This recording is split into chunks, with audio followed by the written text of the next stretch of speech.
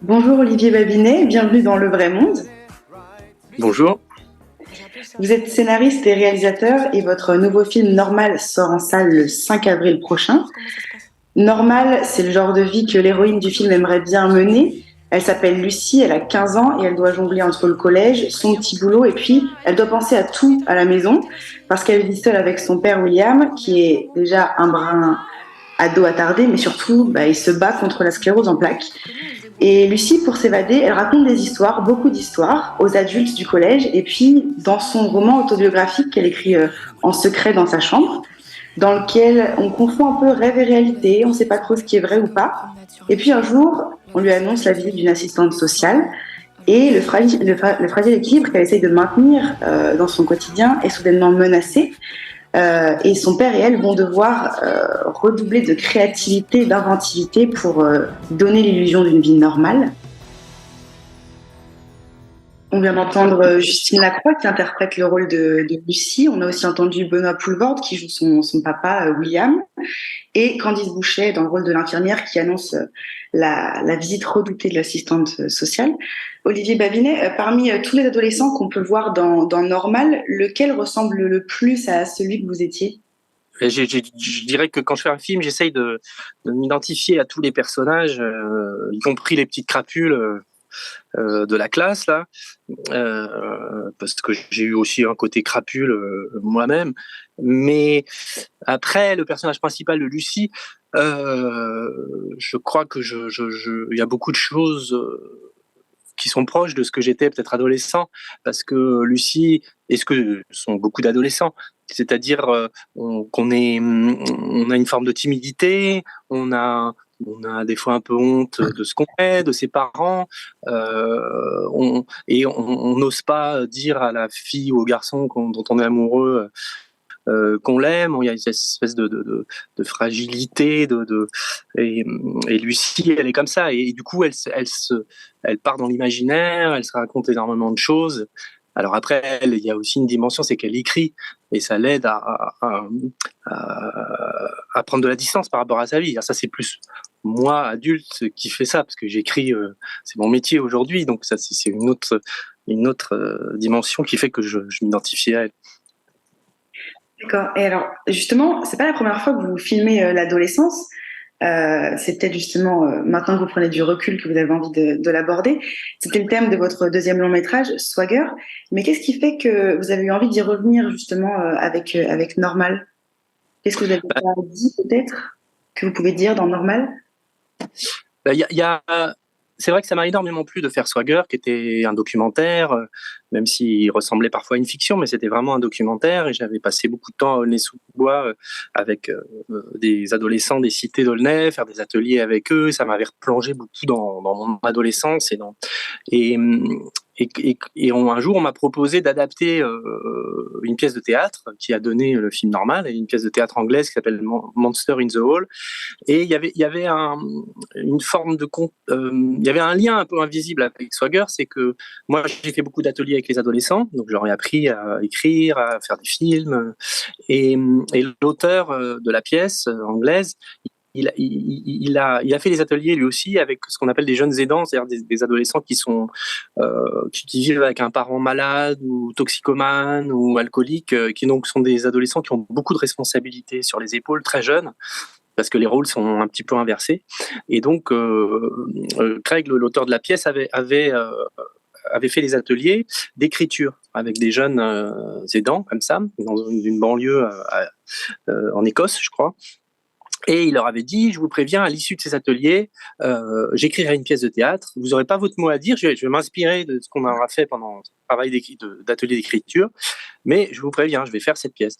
Et les ados lui ont dit, d'accord, mais à deux conditions. On veut que ce soit drôle et on veut pas qu'on ait pitié de nous. Et c'est vrai que en lisant sa pièce, j'ai ressenti, je me suis senti très proche aussi, et puis de cette approche qu'il avait eue, et de ce conseil que lui avait donné ces adolescents, c'est-à-dire, c'est pas parce qu'on parle de gens qui sont dans des situations difficiles ou proches de la précarité que on n'a pas le droit à la fantaisie, à l'humour, et puis c'est aussi ce qui aide à maintenir la tête hors de l'eau.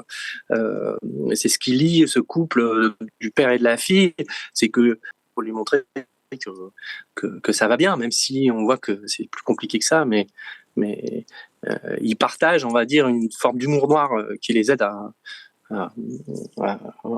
vivre, quoi. Alors, Et donc voilà, le lien, il est, je pense, il est là, quoi, dans c'est que ça vient d'un travail d'atelier comme ce que j'avais fait avant. vous êtes identifié aussi dans la démarche de David Craig au final, en plus de ce thème de l'adolescence qui vous parle. Oui, que j'avais fait, parce que avec Swagger, c'était un peu pareil, c'est-à-dire que j'avais passé 2 ans à faire des ateliers avec eux, et au bout de 2 ans, j'ai décidé, moi, de faire un film sur eux, mais d'une certaine manière, c'était pareil, c'était pas un film participatif, c'était mon film sur eux. Je cherchais dans Swagger à voir à travers leurs yeux et à rentrer dans leur tête, mais c'était mon film, c'était mon point de vue. Votre point de vue. Et justement, vous abordiez le duo assez fusionnel de Lucie et de son père. C'est vrai qu'à un âge où, en général, les ados se construisent en opposition avec leurs parents, où ils ont honte, Lucie et William, eux, ils partagent un attrait pour le gore, le glauque, les films de zombies. Ils passent du temps ensemble, c'est fort. Comment vous avez travaillé avec les acteurs Justine Lacroix et Benoît Poelvoorde pour que eux qui n'ont pas cette connexion à la base, la créent cette étincelle et que ce soit aussi juste à l'écran? Il y avait une chose, c'est que travailler avec Benoît Poelvoorde, moi, c'était quelque chose que je redoutais. Je disais ça il y a quelques années. S'il y a bien un acteur avec qui je travaillerai pas, c'est lui. Je dis ça parce que je le trouve génial et formidable. Mais je me sentais peut-être.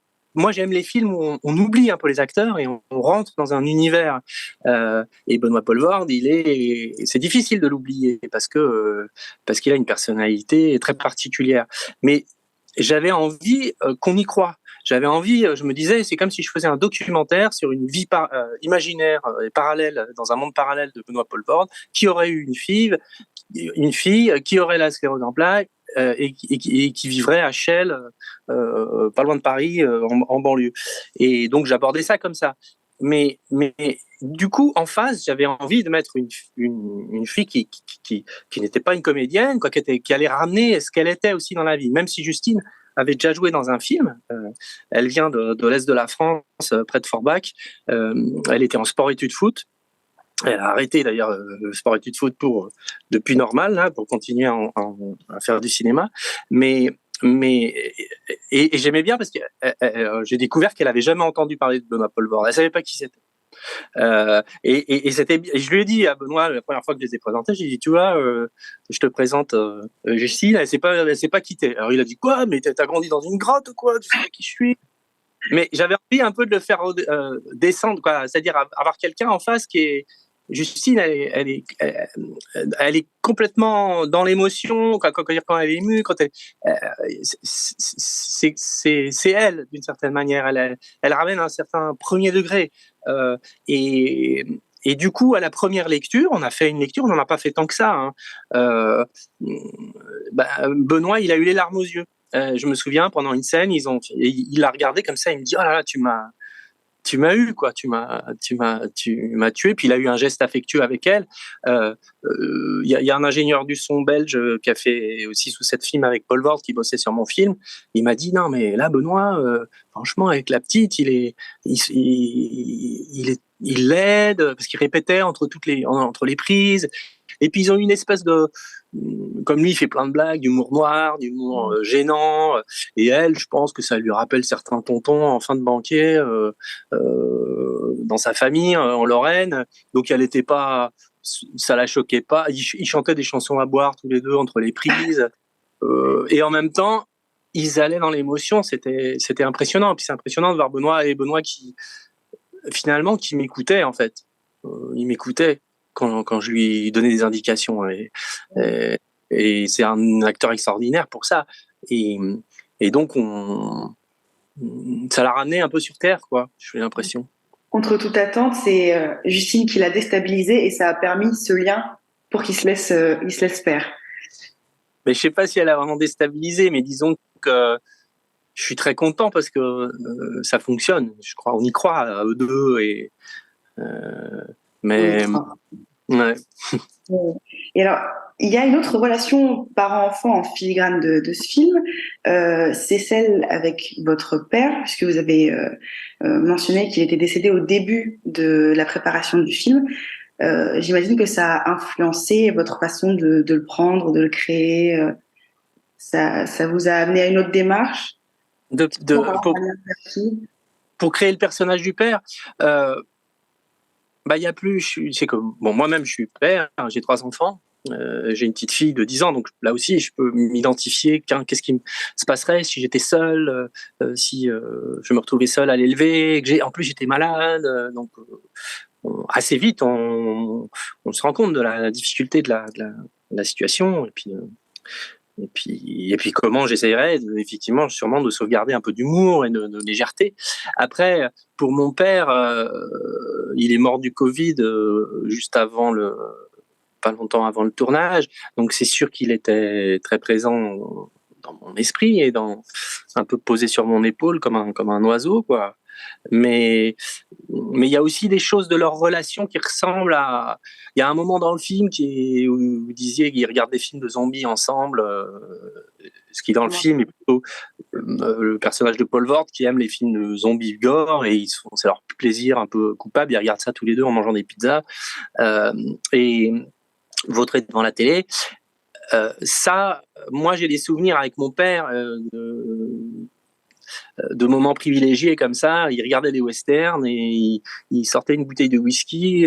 C'était un côté un peu enfantin aussi, mais il se prenait pour un cow-boy en fait. On regardait les westerns à la télé le mardi soir. Moi, je mettais un chapeau de cow-boy, j'avais mon déguisement de shérif et mon père et sa bouteille de whisky. Et c'est des moments de complicité qui ont certainement se retrouvent dans le film.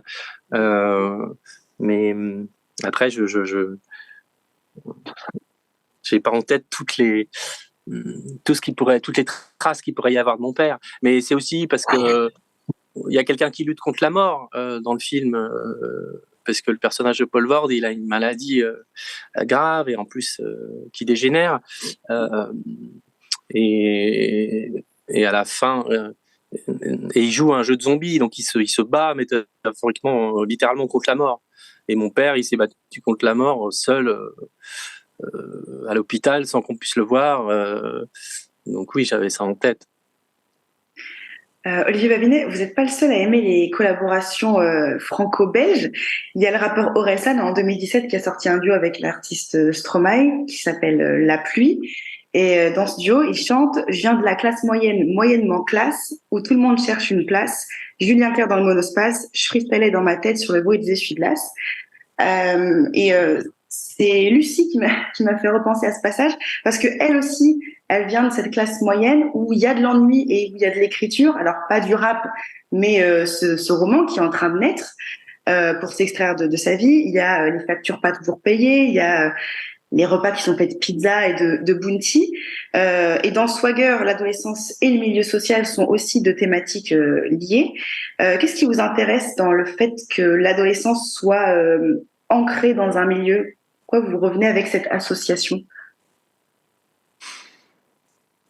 Il y a deux choses, parce que vous parlez de classe moyenne, mais il y a aussi grandir dans un endroit où il se passe pas grand-chose et où on doit meubler le vide, particulièrement quand on est adolescent, finalement, avec son imaginaire. Ça ressemble à mon adolescence à Strasbourg, en province, même si Strasbourg n'est pas une ville où il se passe rien, mais moi, je faisais le mur la nuit très jeune, à partir de 14 ans, en quatrième, et je traînais la nuit. Il n'y avait rien à faire, donc on traînait à la station-service, on allait acheter de la bière, on faisait des conneries la nuit, et la ville devenait un terrain de jeu. Mais il y avait cette espèce d'ennui contre lequel il faut lutter et de vide. Et c'est pour ça que je me suis retrouvé à tourner à Chelles, cette ville, parce qu'il y a une sensation de vide. Il y a beaucoup de vide, même entre les zones pavillonnaires. Il y a des espaces comme ça. Et Orelsan, lui, il grandit à Caen. Et quand je vois son long métrage, quand je vois la série qu'il a fait, suis plein de choses qui ressemblent. Je veux dire, c'est pas pour rien qu'il a développé cette fantaisie, cette nonchalance, cet humour aussi, cette autodérision quand on grandit dans des endroits où le seul bar qui existe, c'est un abribus avec une canette de croc, quoi. Voilà. Donc ça, c'est pas que le milieu, quoi. C'est aussi la province ou la banlieue, parce que à Aulnay, je pouvais m'identifier avec les gamins et leurs rêves de Paris, si loin, si proche, ou au contraire, pas vouloir aller à Paris, mais revendiquer l'endroit d'où on vient, que ce soit la province ou Aulnay-sous-Bois ou Caen pour Orelsan. Voilà. Après, le milieu social, ça s'est trouvé, on va dire, un peu par hasard, parce que je faisais des ateliers à Aulnay, et puis que oui, à Aulnay, il y a beaucoup de pauvreté, et puis la pièce aussi était dans un milieu comme ça, mais aussi, je sais pas, moi j'ai toujours circulé entre les milieux, j'ai traîné avec des gens de milieux très différents, et depuis tout petit dans mon quartier, donc je retrouve aussi mes amis d'enfance, on va dire. Parce que quelque part, c'est ce vide qui peut-être augmente l'ampleur de l'ambition, comme ces jeunes à Aulnay, ou comme c'est peut-être l'ennui dans la vie de Lucie qui fait qu'elle rêve plus grand, justement parce qu'il faut combler, elle compense, et c'est ce que vous faisiez aussi, vous, à Strasbourg, peut-être, c'est ça qui résonnait plus que le milieu social. Oui, c'est peut-être le vide, parce que même si on prend un autre exemple, mais à Versailles, d'où viennent toute une partie de nos groupes de R, de Daft Punk, ou beaucoup d'artistes qui viennent de là-bas, ils décrivent aussi ce vide-là. Et finalement, qu'il y avait une espèce de déprime à Versailles parce qu'il ne se passe rien pour les adolescents, parce qu'on est là.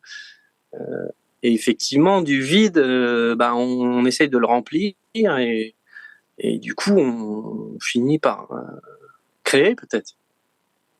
Vous venez de mentionner du groupe R. Il y a Jean-Benoît Dinquel qui vous a accompagné sur 3 films au niveau de la musique, qui a composé la musique originale, de Poisson Sexe, de Swagger et de Normal. Comment vous travaillez avec lui? Est-ce qu'au bout de 3 films, il a carte blanche? Est-ce qu'il a toujours eu carte blanche? Comment on fait naître un moment, un univers en musique? Comment on le produit? Comment vous travaillez cet aspect-là? Là, pour Normal, j'ai l'impression que c'est le film où on a le plus travaillé en amont ensemble et discuté. Donc c'est à la fois c'est pas tout à fait une carte blanche, parce que j'ai fait écouter beaucoup de musique à Jean-Benoît, des musiques de films, des instruments qui me plaisaient, que j'imaginais, que j'avais écouté lors de mes repérages, et aussi je lui ai fait écouter beaucoup de rock progressif, parce que dans le film il y a le prof d'anglais qui est un anglais de Lucie, qui chaque année monte un espèce de spectacle opéra rock, et ce professeur, il est un peu âgé, et donc il sait toutes ses références, et c'est des groupes comme Genesis, période Peter Gabriel, King Crimson, Aphrodite Child, et il fait jouer à ses élèves un espèce de spectacle un peu grandiloquent comme ça. Donc là, il a fallu composer ce morceau en amont, puisqu'on allait le faire jouer après par des adolescents, et c'était assez génial, parce que Jean-Benoît s'est inspiré de toutes ces musiques, a composé un morceau. Après, on a fait jouer ce morceau par des jeunes du lycée de Chelles qui font de la musique, qu'on a trouvé là-bas. Moi, je crois que c'est moi qui lui ai dit j'aimerais bien qu'il y ait une chorale, donc il a fait jouer une chorale. Sur Instagram, j'ai reçu un message d'une fille qui voulait, une adolescente qui voulait jouer. Elle a envoyé une vidéo d'elle en train de jouer de la harpe, donc j'ai dit tiens, ce serait bien qu'il y ait de la harpe, donc on a pris cette fille. Ça a été une espèce d'aller-retour comme ça, et de travailler avec des vrais adolescents qui jouent, et en même temps Jean-Benoît qui rejoue certaines parties. Un des comédiens a vraiment chanté, on a doublé la comédienne. Donc tout ça, ça a été un travail en amont. Mais après, pour le score du film, c'est vrai que Jean-Benoît, il a tapé très juste, parce que suite à nos discussions qui étaient approfondies, un jour il m'a envoyé 12 morceaux, des maquettes, et ces 12 morceaux sont quasiment tous dans le film. Et il y avait le thème du film, et ça a collé immédiatement au montage. C'est un peu magique, parce que c'est pas toujours le cas, mais Donc, ça a été aussi un projet musical au final, en parallèle du projet cinéma, même pour les jeunes qui étaient mobilisés sur le tournage. Et ce qui est marrant, c'est que dans Normal, la musicalité, elle vient pas que de la musique, elle vient aussi du langage, qui est très fleuri parfois. Ah, on entend dans la bande-annonce Benoît Poelvoorde dire EDF, c'est gros rats, entre autres. Mais voilà, il y a un contraste, il y a une mixité sociale et une différence d'âge qui fait que les personnages s'expriment différemment. Et comme vous avez fait le choix d'être dans une dimension un peu parallèle, on ne sait pas dans quelle temporalité on est. Donc, comment Benoît Poelvoorde et Justine Lacroix ont trouvé leur voix, la voix de leur personnage pour ne pas trop s'ancrer dans le présent, ni avoir un accent trop des années 80, par exemple. Est-ce qu'ils ont eu du mal? Ça a été un défi de trouver la bonne façon de parler au final.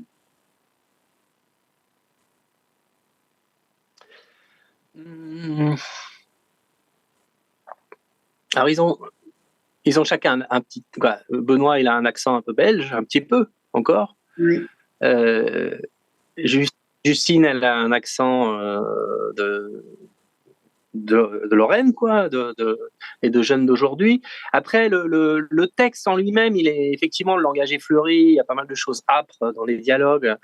Et en même temps, c'est un texte vraiment écrit, c'est-à-dire qu'il n'y a pas eu beaucoup d'improvisation. C'est vraiment les dialogues.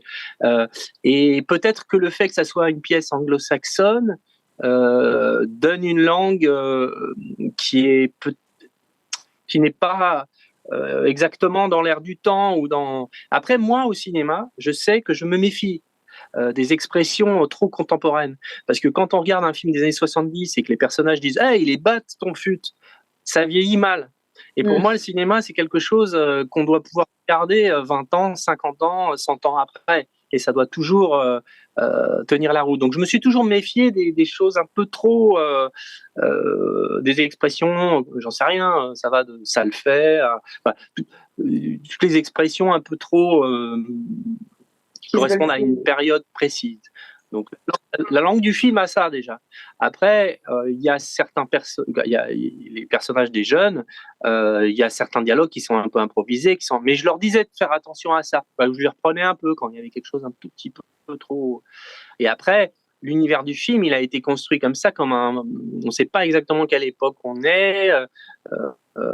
Parce que j'avais envie peut-être de faire quelque chose qui serait au carrefour de l'adolescence de Lucie et donc de Justine Lacroix, l'actrice, quoi, qui a 20 ans aujourd'hui, et la mienne. Et j'aime bien ça au cinéma. Il y a certains films que j'aime beaucoup qui se situent dans un temps un peu comme ça, qui est le monde du film. J'aime bien quand on rentre dans un film et le quotidien, on se le coltine tous les jours. Je veux dire, il est là. Et pour moi, au cinéma, j'aime bien quand on décolle un peu de la réalité et qu'on rentre dans un monde qui a ses propres règles et qui est cohérent, mais qui est un monde en soi. C'est pour ça que j'aime les films de David Lynch et un tas d'autres genres, mais il y a, on va dire même chez Blier, si on prend un autre réalisateur, c'est un monde qui a ses propres règles, qui n'est pas exactement la réalité. Ça y ressemble, mais... Donc, le texte, voilà, ils ont pris assez peu de liberté avec au final. Oui, il y a juste certains petits moments, mais pas grand-chose. Ouais, le texte était quand on écrit, qu'on passe des jours à changer une virgule pendant des années et tout, c'est vrai qu'après on n'a pas trop envie c'est frustrant, qu'on change le texte, mais et il permet de garder cette écrit. Mais après pardon, je vous ai pas entendu. Le fait de garder le texte aussi, ça vous permet de créer cet écrin hors sol en dehors de la réalité. Le fait qu'il ne se soit pas approprié totalement dans un langage spontané qu'on aurait dans la vie. Oui, après, lors des lectures, surtout avec Justine et avec les jeunes, il y a eu une part de réécriture pour que ça sonne, qu'ils se sentent de dire les choses. Ça, c'était très important. Parce que Justine, il fallait que ça ressemble à sa manière de parler. Donc, il y a eu quand même une adaptation, mais avant le tournage, si mes souvenirs sont bons. En 2020, vous avez réalisé Poisson Sexe, une comédie romantique d'anticipation dans laquelle un scientifique tente de devenir père dans un monde où la biodiversité est en déclin, est en train de s'effondrer. Il y a 3 ans qui séparent Poisson Sexe de Normal, mais les deux films communiquent beaucoup entre eux sur certains aspects.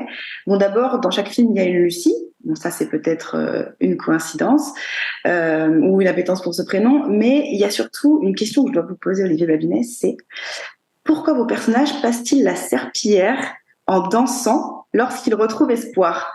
On a 2 scènes comme ça identiques dans les 2 films, que ce soit Daniel dans Poisson Sexe ou Lucie et son père dans Normal.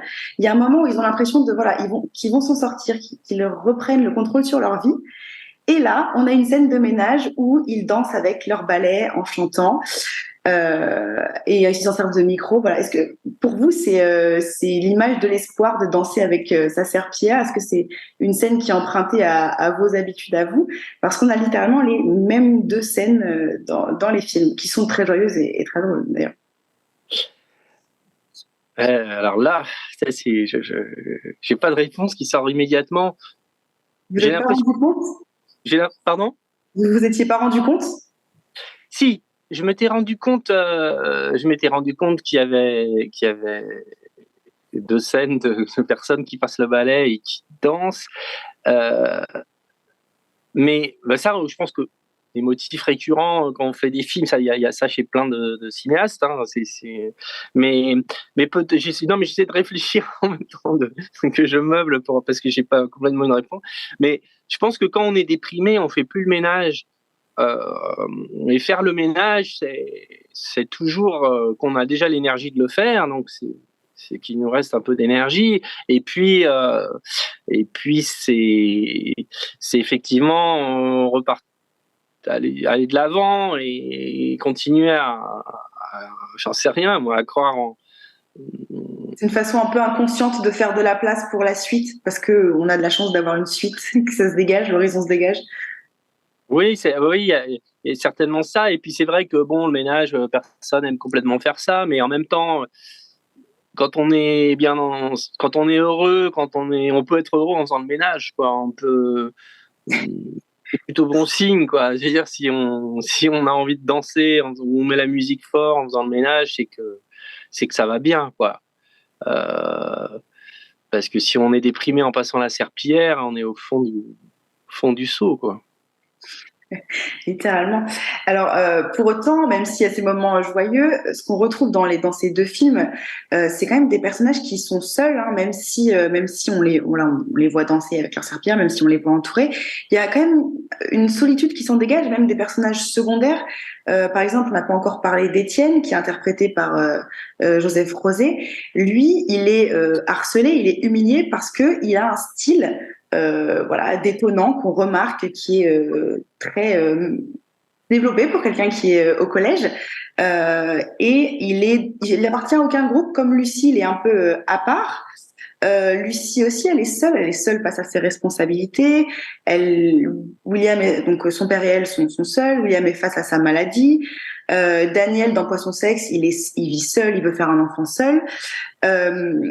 Mais vous les abandonnez pas parce qu'au final, il y a toutes ces solitudes qui se rencontrent, qui font des alliances, comme Étienne vient aider Lucie et William justement à essayer de garder la tête hors de l'eau pour préparer la venue de cette assistante sociale.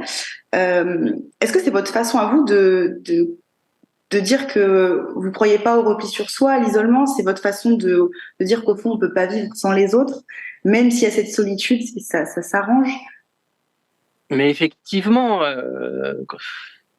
je trouve ça beau de raconter comment les gens se reconnaissent parce que ils sont pour Lucie et Étienne, ce sont 2 outsiders, quoi. Ils sont un peu à part, un peu rejetés, chacun pour des raisons différentes. Et quand il va la voir, d'ailleurs, sans révéler la raison pour laquelle il va la voir, mais il veut se servir un peu d'elle finalement, et il la considère même pas vraiment elle l'intrigue, mais pas comme son égal. Je sais pas, il va la voir pour un peu se servir d'elle. Et finalement, ils vont finir par se rendre compte qu'ils ont des points communs. Et pour le coup, dans ma tête, ils viennent pas exactement du même milieu. D'ailleurs, ils n'ont pas exactement la même langue. En tout cas, les comédiens, c'est le cas des comédiens. C'est le cas euh, et de Lucie et d'Étienne. Et je trouvais ça intéressant de montrer une amitié aussi qui se crée entre deux personnes différentes, qui viennent pas forcément du même milieu, qui n'ont pas les mêmes codes, mais qui ont peut-être cette solitude en commun et cette sensation d'être rejetés, à part, pas forcément très à l'aise avec ce qu'ils sont. Je sais pas si j'ai répondu à votre question. Oui, c'était pour avoir votre vision. Pourquoi on retrouve ces personnages qui sont particuliers, qui sont seuls, et puis ces différents personnages seuls qui, au final, mettent fin, ou ponctuellement fin à la solitude de l'autre. Est-ce que c'est encore quelque chose d'inconscient, comme la scène du ballet que vous aimez mettre dans vos films? C'est peut-être ça, hein, tout simplement. C'est pour savoir si vous avez une croyance forte là-dessus, pour dire, voilà... on peut pas vivre sans les autres. Mais je pense que vous avez... Ouais, je sais pas si j'ai une croyance à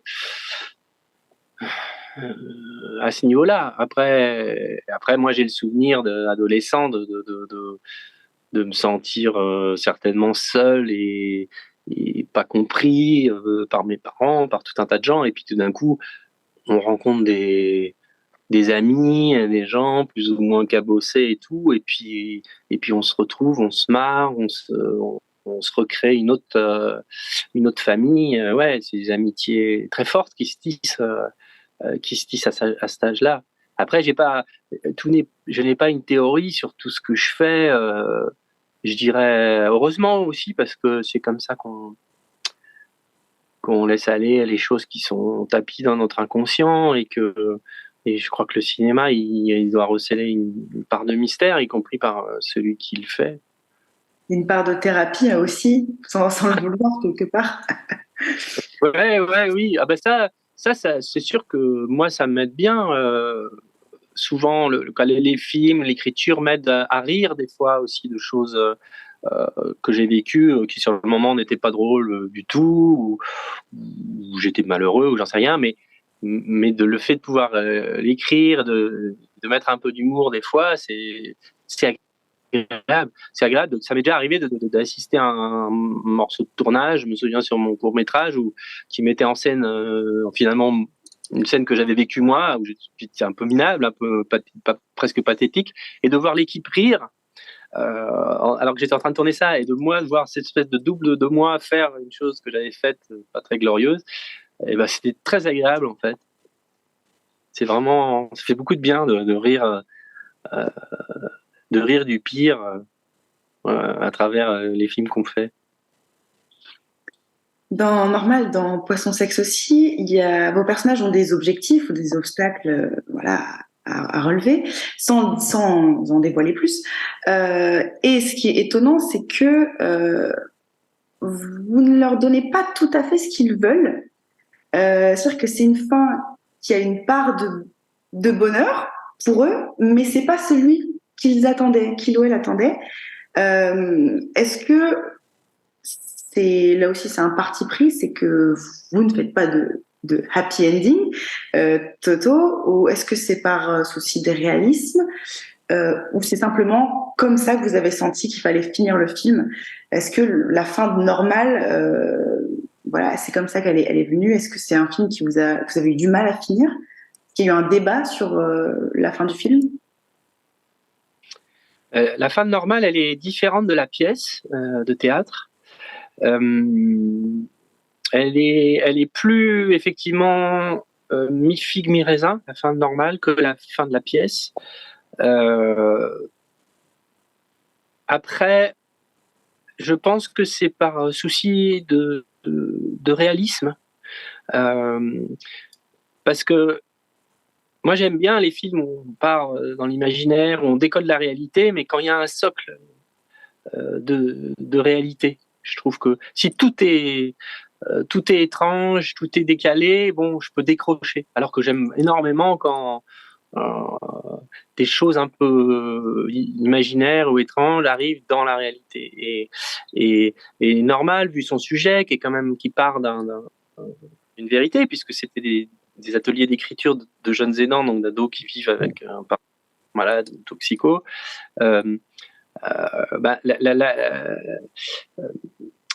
On sait que ces adolescents, pour eux, c'est très difficile d'avoir ça sur les épaules et que ça peut les empêcher de s'épanouir ou même de faire des études. Donc, je ne veux pas raconter la fin de mon film, mais disons que c'est peut-être un peu plus réaliste que dans la pièce. On a mis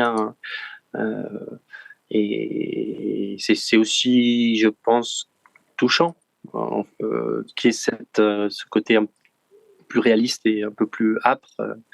Mais après, moi j'ai rien contre les happy end, quoi. J'aime bien ça au cinéma. Et puis, ça peut être, je sais pas, on peut trouver ça facile de faire un happy end, mais je suis pas d'accord avec ça. C'est difficile de réussir un bon happy end. Faire un film noir qui se termine mal, ça a un côté punk qui est séduisant, hein. Et puis lui, ça rigole pas, c'est un vrai, il fait un film radical.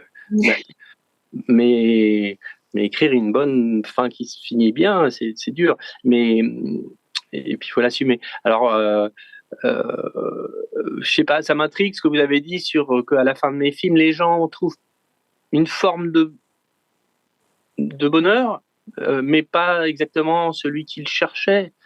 Je sais pas, parce que le bonheur, bon, peut-être parce que j'ai 52 ans et que le bonheur, il est effectivement pas exactement comme on l'attendait ou comme on l'avait lu ou comme on l'avait... Oui, qu'ils n'avaient pas imaginé que ce serait de cette façon-là que leur problème ou que leur envie serait résolue, et puis au final, ce n'est pas si mal. Ou la porte reste ouverte. Ouais, après, ça finit par être quand même quelque chose qui fait du bien à Lucie, je pense. Mais effectivement, elle n'aurait jamais imaginé ça. Dans Normal, vous avez quand même gardé cette fin, et puis même le film est traité de telle sorte à ce que on n'oublie pas qu'il y a un certain réalisme et une empathie pour les enfants, les adolescents qui sont dans ce cas-là, qu'on n'oublie pas quand même que c'est un film, il y a de l'imaginaire, mais c'est aussi des enfants effectivement qui peuvent ne pas déployer leurs ailes s'ils n'ont pas un certain accompagnement, une échappatoire. Donc c'est sous ce prisme-là aussi que le film se termine, sans en dire plus.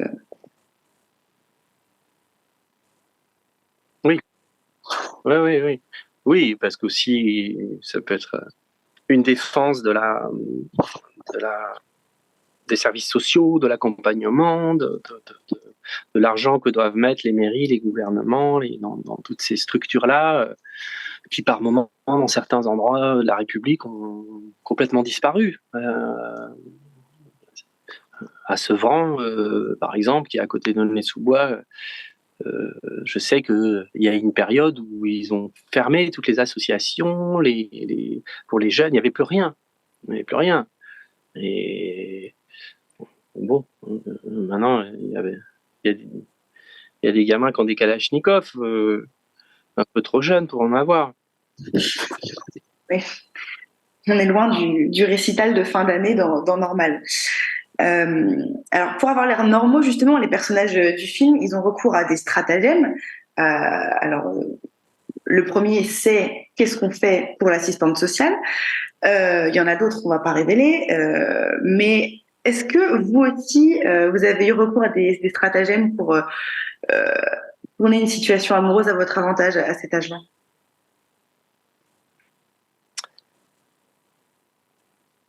Est-ce que quand moi j'étais adolescent, j'ai monté des stratagèmes pour arriver, arriver à finalement qu'une fille tombe amoureuse de moi? C'est ça votre question? Oui. Ça vous a inspiré pour le film tous ces stratagèmes d'adolescents qui sont au final toujours en train de raconter beaucoup d'histoires à tout le monde? Euh, ben, à l'âge de Lucie, j'étais pas tellement fort pour élaborer des stratagèmes, hein. Euh, Et d'ailleurs, Étienne est amoureux d'une fille qui n'est pas Lucie. Et il n'arrive pas à lui dire, en fait. Et moi, j'étais plus comme ça. Mais plus tard, ça arrivait plus tard qu'à l'âge de Lucie. À l'âge de Lucie, j'étais vraiment. J'étais amoureux d'une fille quand j'étais en quatrième et je l'ai revue à un truc d'anciens élèves. Et bon, d'abord, je l'ai pas reconnue. Et puis bon, elle était très sympa et tout. J'ai fini par lui dire, tu sais, j'étais amoureux de toi quand j'avais 14 ans et tout. Mais je l'ai jamais. Et puis elle me dit, mais pourquoi tu l'as pas dit? C'était aussi simple que ça. Mais sauf que moi, c'était impossible de le dire dans ma tête. Et il y en a eu plusieurs comme ça. Et elles sortaient toutes avec un type qui s'appelait Antoine Beau, avec un nom très énervant. Et elles finissaient toutes avec Antoine Beau. Et moi, je voyais ça, j'étais silencieux au fond de la classe. Je le voyais se rapprocher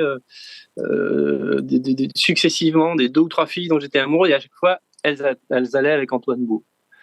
Donc, c'est que plus tard que je me suis rattrapé.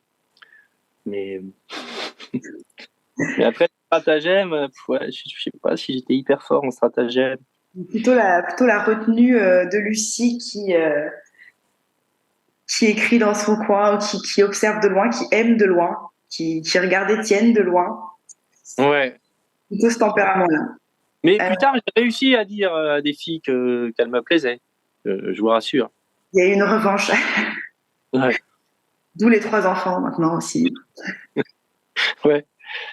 Sur ces confidences, on va pouvoir entamer le questionnaire rituel de fin d'émission. On va commencer par la première question. Où étiez-vous lors du passage à l'an 2000, si vous vous en rappelez? Alors, je n'en ai aucun souvenir. Je me rends compte que je n'ai aucun souvenir de mon nouvel an de l'an 2000. J'ai pas enquêté, puisque j'ai lu vos questions, vous me les avez envoyées, mais je n'ai pas enquêté là-dessus. Tout ce qui me reste de l'an 2000, c'est une paire de lunettes argentées à paillettes avec qui écrit 2000, comme ça. Les 2 ronds sont les 0. Donc ça, j'ai cette paire de lunettes. Donc j'ai dû porter une paire de lunettes argentées spéciale en 2000, le soir de l'an 2000. Mais le seul souvenir que j'ai, c'est cette paire de lunettes. C'est tout, un objet. Ouais. Quel est le livre que vous avez le plus offert? Dernièrement, c'est un livre qui s'appelle Juifs sans argent de Michael Gold. Si vous pouvez... Oui. Je pensais que vous aviez fini. Non. Ouais. Donc, si vous pouviez ressusciter une personnalité historique pour un dîner en tête-à-tête, qui ce serait? La première personne qui m'est venue, c'est Marilyn Monroe. C'est peut-être parce que je crois que je suis tombé amoureux d'elle en voyant certains Lem Show quand j'avais 8 ans. Mes sœurs m'ont emmené voir au cinéma, donc j'ai pensé à Marilyn Monroe. Après, je pense qu'en numéro 2, mais j'hésite, ce serait Jésus-Christ, parce que je serais assez curieux de dîner avec lui. Jésus, il y a beaucoup d'invités qui aimeraient parler, dire 2-3 mots à Jésus, ça c'est marrant. C'est vrai qu'il a 2-3 choses à nous apprendre probablement. Si vous pouviez vous installer demain dans une nouvelle ville et que vous pouviez tout emporter avec vous, ce serait quelle ville? Avec mon film Swagger, j'ai beaucoup voyagé. Et il y a une ville qui m'a vraiment énormément plu et fasciné, même si elle est dangereuse, même si moi j'ai pas vraiment ressenti le danger, mais c'est Détroit.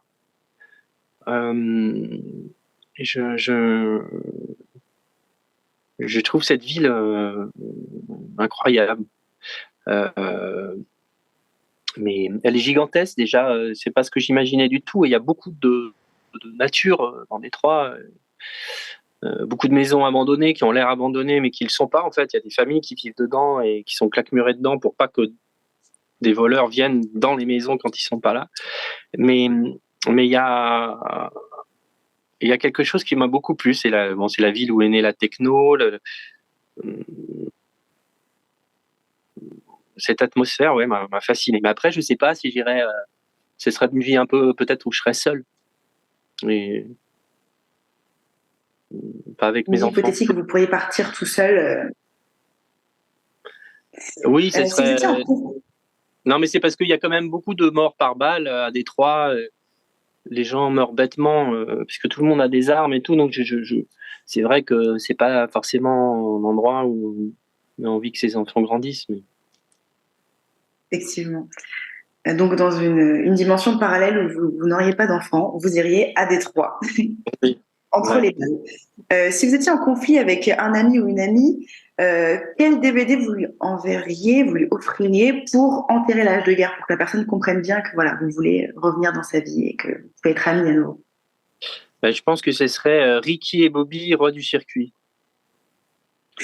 Est-ce que vous êtes déjà retrouvé dans un musée face à une toile, une photo, et vous avez été sidéré en vous disant mais en fait c'est moi que je vois, que j'ai en face de moi? Non, mais vous, ça vous est arrivé? C'est quand même étrange cette question. Ça vous est déjà arrivé? Pas moi. Alors moi, il paraît que je suis le sosie de plusieurs personnes, mais je connais des personnes qui sont déjà tombées sur des toiles où effectivement il y avait une forte ressemblance. Mais il paraît que les gens ne se reconnaissent pas quand ils ressemblent à quelqu'un. Donc, Non, ça m'est pas arrivé. Après, on me prend des fois pour des gens, mais il y en a qui j'ai un peu honte et d'autres plus classe, donc ça dépend. Ouais. c'est plus ou moins flatteur. Donc, Ouais, ou moins flatteur, ouais. Des fois très flatteur, des fois pas du tout. Ouais. est-ce que vous êtes déjà revenu sur le lieu de naissance, sur le lieu de votre naissance? Si vous êtes né à la maternité, est-ce que vous êtes déjà retourné dans cette maternité et c'était quand la dernière fois? Non, je suis pas retourné dans cette maternité. Non, dans ma ville natale, oui, ça j'y retourne régulièrement, mais la maternité, non, j'avais pas vraiment. Pour retourner dans une maternité, il faut quand même avoir quelque chose de particulier à faire. Non, Oui. ouais, c'est super bizarre. Hein. Il y a des maternités qui sont dans des hôpitaux. On peut passer par sa maternité, on peut donner naissance à son enfant là où on est né. Ouais. Mais ce serait quoi? On irait faire ça pour essayer de se souvenir. Ah oui, je me souviens du papier peint, la première vie que j'ai vue de ma vie. En tant que cinéaste, comme il y a beaucoup de choses très psychanalytiques, peut-être que vos pas peuvent vous mener à votre maternité. Mais je note que les questions ne vous plaisent pas, hein, Olivier Vavinet. Non, j'ai pas dit qu'elle me plaisait pas. Non, j'ai dit peut-être qu'elles étaient étranges, mais c'est pas forcément. Moi, j'aime bien les choses étranges. Hein. C'est pas un jugement. Hein. Alors, la prochaine Je me question, demande juste qui a imaginé quelques-unes de ces questions et dans quelles circonstances et à quelle heure. ce sont des bonnes questions qu'on essaiera de poser aux personnes bizarres qui ont écrit ces questions. Une autre question un peu étrange, du coup, est-ce que vous avez déjà pensé à vos funérailles, mais surtout à la musique de vos funérailles? Est-ce que ce serait JB Dunkel qui ferait la musique de vos funérailles?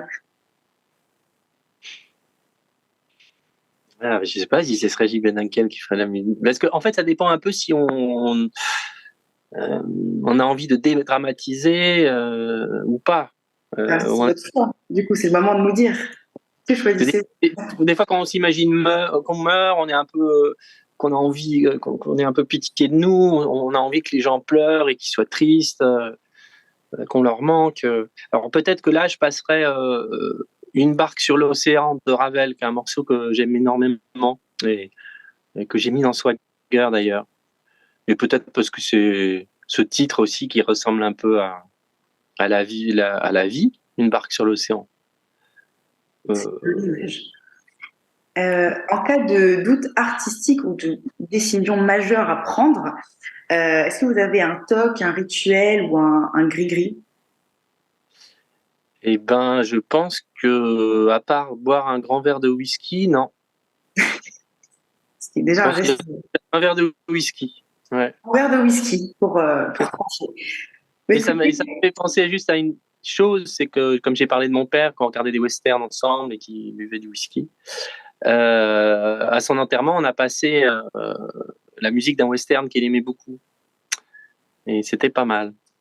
Donc, entre la barque et cette musique, vous allez pouvoir y réfléchir un petit peu. Ouais. Et c'était, alors, je crois que c'était Rio Bravo. Rio Bravo. Il me semble.